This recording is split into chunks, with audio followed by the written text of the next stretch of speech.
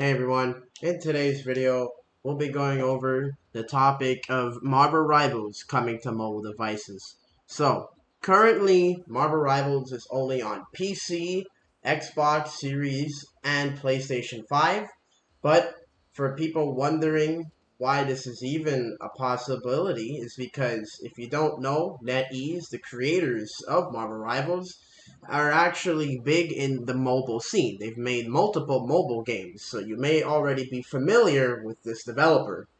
This means that there's a high possibility that Marvel Rivals could be coming to mobile devices.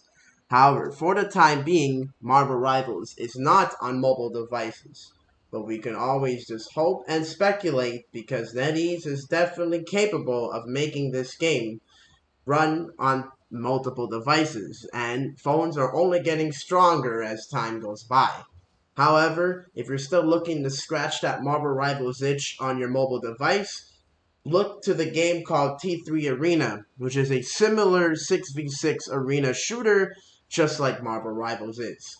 Now, I hope this video helped you out, and stay tuned for more news on Marvel Rivals and more helpful tips and videos. Goodbye.